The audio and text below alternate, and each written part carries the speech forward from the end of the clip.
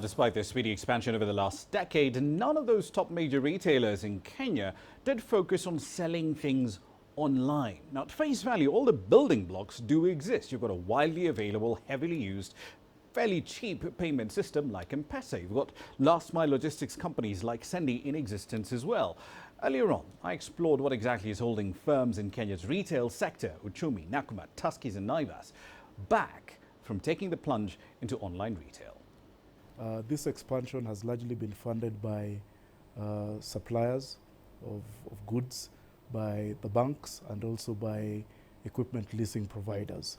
Now, the challenge, as I see it, is probably the expansion has not generated enough revenue to cover the cost of sustaining those new stores on a standalone basis.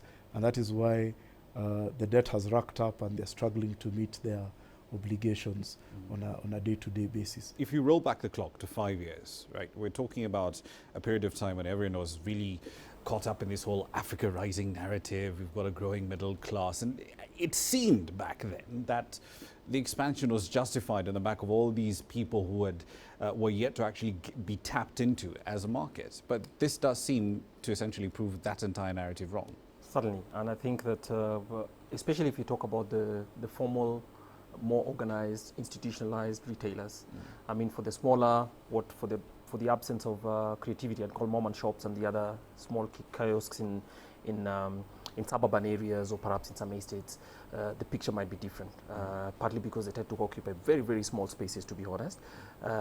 They move small volumes, but relative to their capital, it's actually quite a bit. So yes, one form is capital intensive, and obviously the people who swallowed the Africa Rising meme and at the same time went about it without examining whether real middle class was growing, what was the size and whether it was growing.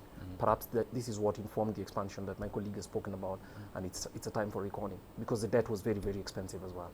So, okay, we've expanded too quickly, probably into places that most of these retail chains probably had no business jumping into. How then do we start fixing all of these problems at a fundamental level, starting with supplier debt? I think you almost have to scale back some of the operations before you can grow again. I don't think it's necessarily the lack of opportunity.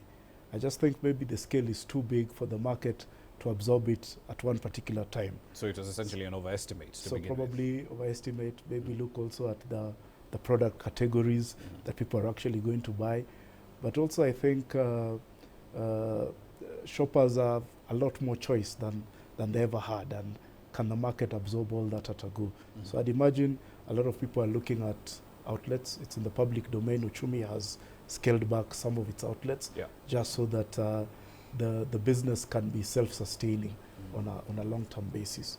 But I mean, when you talk about supermarkets, Kwame, I mean, this basic accounting will tell you that these guys, if you have enough volumes, right, a supermarket should be making money at face value, because I can walk in, pick goods, but I can't leave without paying for those things, right? So that's money on your balance sheet. But at the same time, you can turn around and tell your suppliers, see you in 90 days, that's when I will pay you. I mean, you've got a lot of advantages if you're running a supermarket. How are you not making money? They have a lot of advantages, but look at it. I mean, some of them may have been excited. Some of it is just the property expansion. I mean, some of them are in very, very expensive places.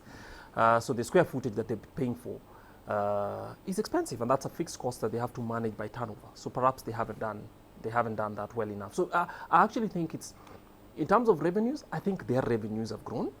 Basically, what I think they haven't managed as well is just the costs. Because yes, if you talk about turnover and the way they've occupied costs, I mean, they've occupied space, some of them using very expensive spaces to keep TVs. I mean, and the turnover is not as high as everything else. So if you're doing that, it means then that you have to support these costs by the revenues that you get from your milk supplies, from your average bread and everything else and all that. So basically, I actually think that just it's a problem of business calculations, and it's turning up on them. So it's clear that one of the first things they're going to have to do is to scale down. And as they scale down, the first thing they have to look at is, look, how expensive is my floor, and how much do I need per basket to be able to afford this floor? If those volumes don't come around, then it doesn't make sense to keep those places for the purposes of prestige.